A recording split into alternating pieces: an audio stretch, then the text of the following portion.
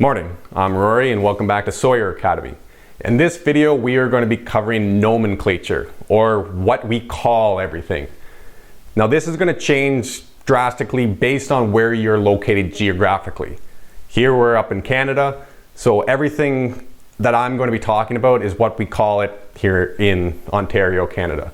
I've watched other YouTube videos, and more so in the States, they call things by different names. I just want this video to lay the groundwork out for all the future videos I'm going to make, so that when I call something by its name, we know what we're talking about, or you know what I'm talking about. So to start with, we're going to be covering commercial sawmills. So with commercial sawmills, you're going to have two main types of sawmills.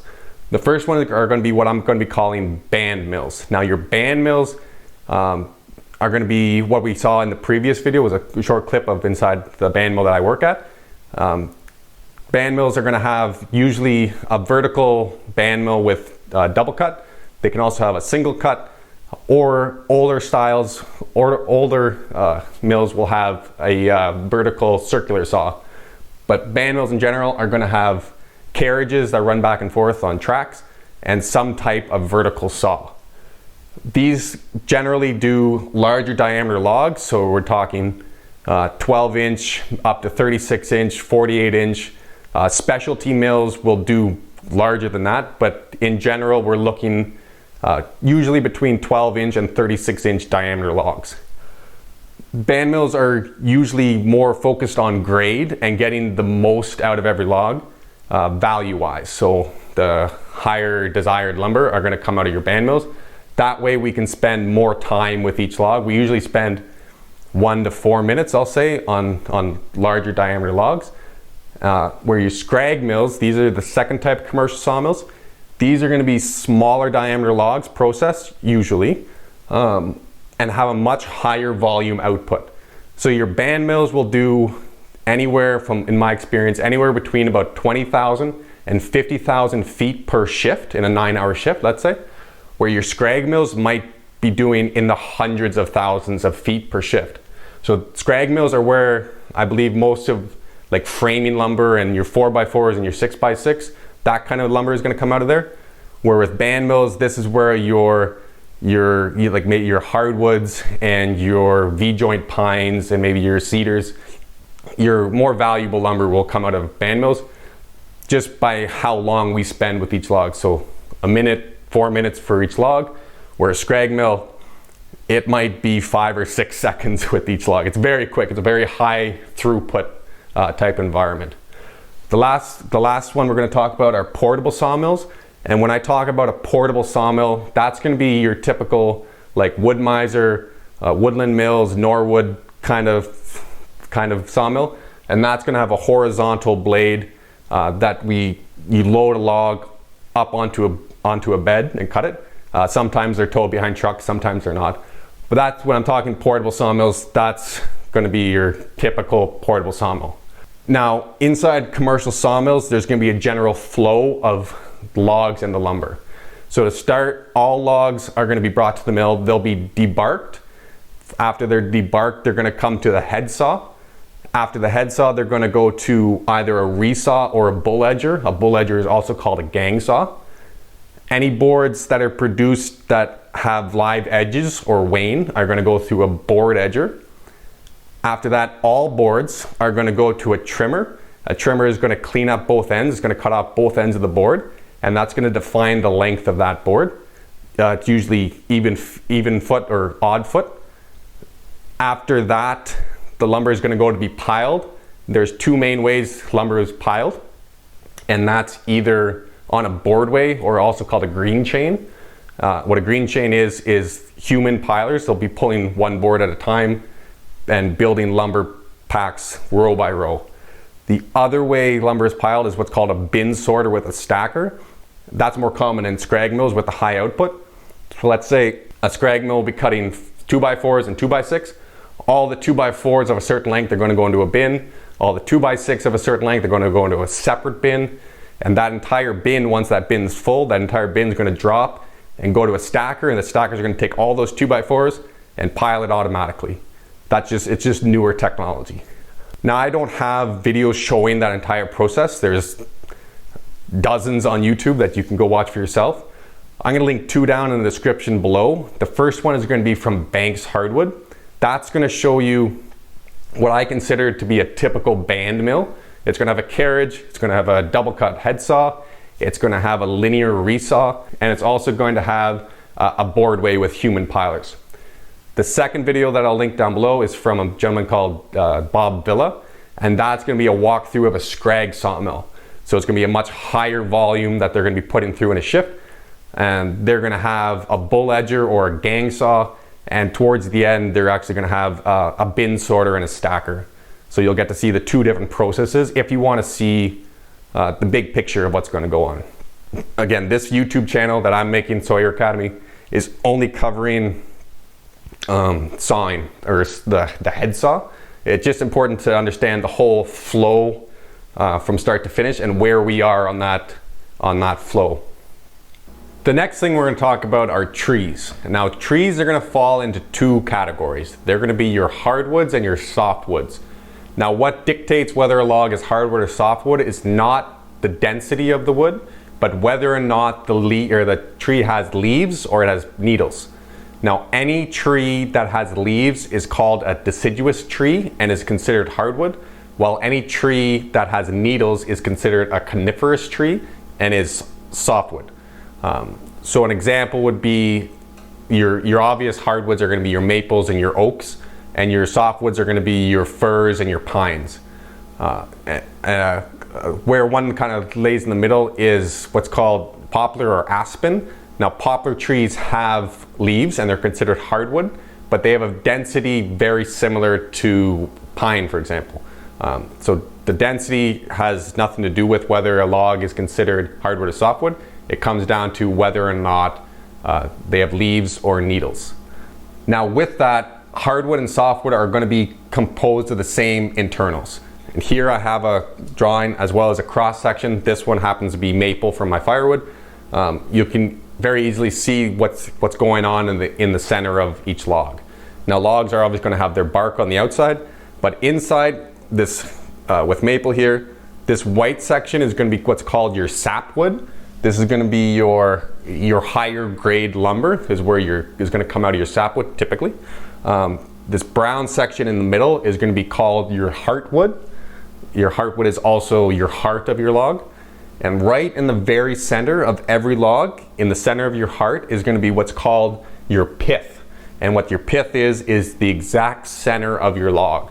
Now, sometimes your heart or your heartwood, it might be offset inside of your log depending on how the tree grows, but every log is going to have sapwood, heartwood, and pith. With maple, it's very easy to see where your sapwood starts and your heartwood ends, kind of thing, like where the transition is. With something like white pine, still it's going to have sapwood, it's still going to have heartwood, but it's more difficult to see on a cross section of where that ends and starts. This will come into play in a later video when we're taking different products out of different places.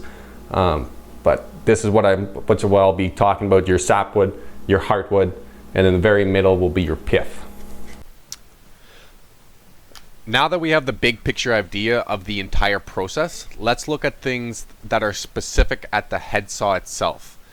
All of these pictures will be from a band mill. This is where I currently work. I don't have any pictures of a scrag mill at this time, but these are everything going to be covering from your typical head saw in a band mill. And again, a band mill can have a circular saw, but it's typically going to have a carriage and some type of vertical saw. So this first picture here is going to be our log infeed deck. So this is the logs as they come to us from the debarker. Next, they're going to load. You're going to load one log at a time on these arms. These arms are called a stop and load. You'd have the carriage right in front of these arms. Log rolls down and onto the carriage. In the floor, just under the stop and load, you're going to have probably a pneumatic log turner. This is going to handle all your large logs and all the large rotations you need to do. This is a very strong, very powerful log turner. Now here we are at the carriage itself. This is a 4 bunk carriage. You can also have 3 bunk carriages. I've seen videos of like 6 bunks carriages. This will come, you know, every place is going to be a little bit differently, but typically you're going to see either 3 or 4 bunks. Bunks being the individual reference points that the log is going to rest on. So like for example, a 16-foot log is going to extend past all 4 bunks. A 12-foot log is only going to touch 3 bunks, and an 8-foot log is only going to touch 2 bunks. So now if we were looking at an individual bunk, so in the background you can see this would be bunk 1, this would be bunk 2, this would be bunk 3, and bunk 4. Bunks are numbered left to right, looking at it from the front. So let's look at bunk 4 here and what's on it. So the first thing that's going to be on it is what we call head blocks. And what head blocks are our vertical reference point that is going to be perfectly parallel to our blade. So when the carriage is installed or the blade is installed, and throughout time basically, these head blocks need to be kept perfectly parallel with the head saw. They have adjustments in them. The saw has some adjustment in it, and these two surfaces always need to be perfectly parallel with each other. The other surface that the log and cant are going to rest on are what's called rails. Now this bunk is going to move back and forth on these rails, and it's not only the place where the bunk moves back and forth, it's also our perpendicular reference points. So just like our head blocks are referenced parallel, our rails on the bottom here are going to be perfectly perpendicular or perfectly 90 degrees. If they were 89 degrees or 91 degrees, your lumber would end up the same. You wouldn't end up with square lumber, you'd end up with odd shapes. So it's important that these are both parallel and perpendicular with your saw, and that's something that you're going to have to maintain throughout time. Something else that we're going to have on bunks are going to be dogs. And now what dogs are any clamping force that is going to hold our log in position while we're cutting it. So this bunk in particular has several dogs on it. The bottom, we're going to have what's called underdogs. This is going to grab the log from the underside. On the top side, we're going to have 2 different dogs. We're going to have a low dog and a high dog. Our low dog is going to be for small diameter cants and logs, and our high dog is going to be for large logs and large cants. The other type of dog we have, I call them hammer dogs. I've seen videos that they are referred to as master dogs. They are just physically larger dogs. They're large clamping forces. So these are going to handle usually your oversized logs or any logs that these smaller high, low, and underdog can't grab. So if a log has a lot of bark on it, these smaller dogs here are going to either tear out the bark or not bite through the bark, where these hammer dogs are significantly larger and they'll be able to hold the log a lot better. Earlier we looked at a picture of the pneumatic log turner that comes up out of the floor under the stop and load. That doesn't move, that just comes up and down. These are called onboard log turners. They have a sharp chain on them, and they can rotate in both directions. So this is a very quick way to rotate smaller logs and cants. They can handle, it'll depend if they're hydraulic or pneumatic, but these are a new way to rotate logs and cants very quickly. You can make very quick turns. You can make 90 degree, 80 degrees and rotate a log to its correct orientation very quickly and very accurately with these. Next we have the cable, and the cable is what pulls the carriage back and forth. So the carriage rides back and forth on these rails. These are not reference points, these are just basically train tracks that the carriage rides back and forth on. It's hard to get the scale of the carriage, but this is about 8 feet wide and like 20 feet long, and I think it weighs 8 tons. It's very large. It's a very heavy piece of equipment. This is about a 1-inch cable that will pull the carriage back and forth from a hydraulic motor that's located in the basement with 2 pulleys on either end. So the carriage can fly back and forth up and down on these tracks like we saw in a previous video. Something else that I don't have a picture of but is attached to this system is an encoder. And what encoders do is keep track of where the carriage is on the rails. So you would set a start reference point, and throughout the day as the carriage is moving up and down these tracks, the encoder keeps track of where it is, and that helps with what face I'm on, as well as keeping track of where you are. Here we have the Headsaw. This is, I believe it's around 38 feet long. The blade itself is about 38 feet long. It's about 12 inches wide. As they get sharpened, they get narrower, and the minimum width is around 10 inches. But we're looking at about a foot wide and 38 feet long to give you perspective on how large these bandsaws can get. They get a lot bigger than this one as well. These top wheels, there's also a bottom wheel on the bottom. These wheels are around 5.5 feet, 6 feet in diameter to give you the scale of what we're looking at. So these are very large saws with very wide cutting capacities. With double cuts specifically, we have what's called front cut and back cuts. So a front cut is going to be anything heading away from you. So in this case, our Sawyer cab is to the left. So moving away from us would be a front cut, and coming back towards us would be a back cut. And that's an important distinction to make. Helping us with all these cuts, and this ties back into our encoder keeping track of where the carriage is. As the logs roll off our log deck down the stop and load and onto the carriage, it moves through this 2D scanner. So some mills might have a 3D scanner, some mills might have no scanner and just a laser line. But this is a 2D scanner that's going to grab the length of the log, the diameter of the log, where that log is on the carriage, where the carriage is in reference to the saw. It does a lot of things. It also can calculate your footage. It can keep track of how many logs you saw in a day. It can estimate your log volume, how much volume you sawed in a day. And it also helps with orientation and positioning. We're going to cover that in later videos, but this is kind of a computer assisted sawing, and this is basically the computer's eyes as to what's going on in the real world. So that's helping me out setting up my initial cuts.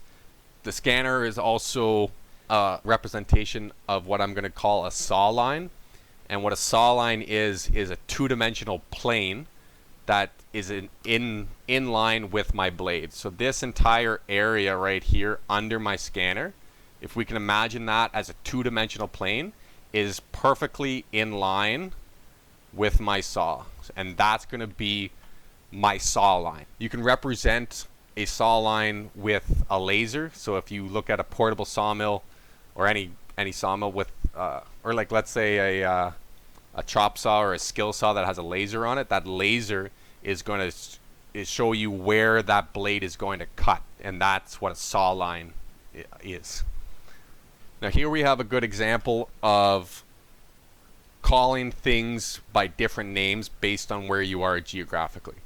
So here I would call this a sideboard or an edging board. And what it is, it's a board with live edges, a live edge board. It can also be called a jacket board if it comes off of face 1 or face 2. And I believe in the States you might refer to this as a flitch or flitches. But so all of those different words, so sideboard, edging board, live edge boards, this is a very common product that comes, I shouldn't say product, that comes off a head saw from going from a round log to a square cant. You produce a lot of these boards that have wane or bark or live edges down each side, and that needs to get processed at a different piece of equipment called a board edger.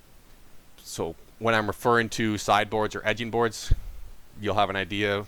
You might call it a flitch. I'll be calling it a sideboard. Here we have what's called kerf. Kerf is going to be the width of material removed by your saw.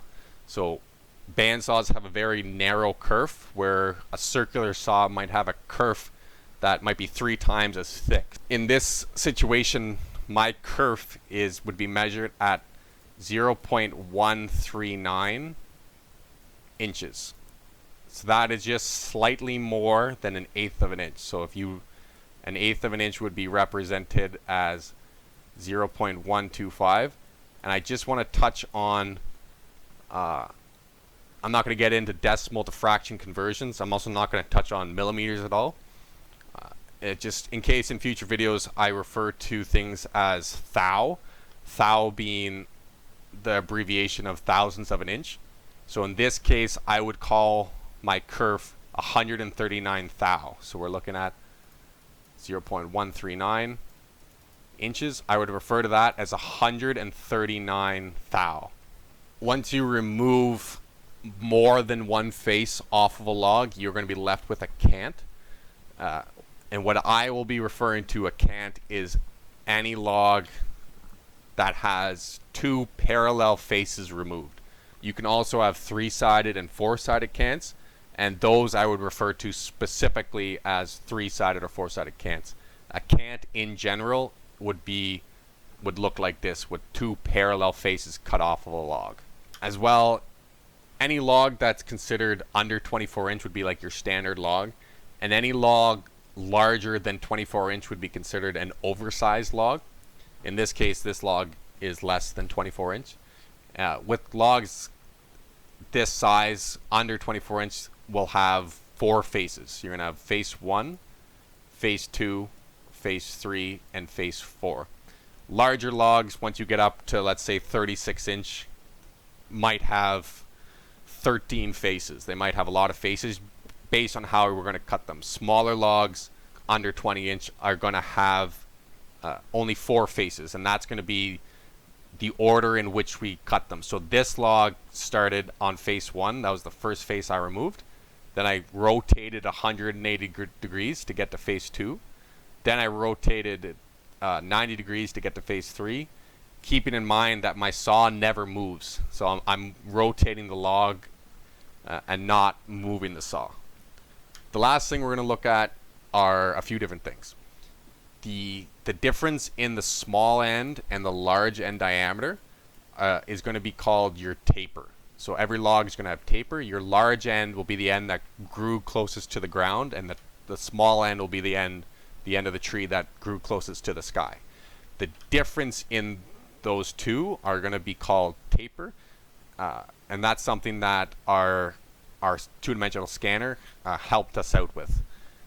The next thing that all logs have is what we're going to cover in our next video is going to be sweep. And what sweep is, it's hard to see in this picture. The camera doesn't do a good job of capturing it, but to accentuate that, it's logs kind of look like a rainbow or a smiley face. They have a crook in them, and that's going to create a couple of different things. On the top, we're going to have what's called the belly. The belly of a log, or it might also be referred to as the crown of the log. And on both ends, we're going to have what's called horns. And again, we're going to cover this in the next video. But this will just give you an idea of kind of what logs more or less look like. This log, for example, has enough sweep that it's not actually touching bunk 2 and bunk 3. It's up in the air. It's resting on bunk 4 and bunk 1. Now we're going to kind of move on to outside of the headsaw, outside of the physical items. I'll be referring to other things in the coming videos.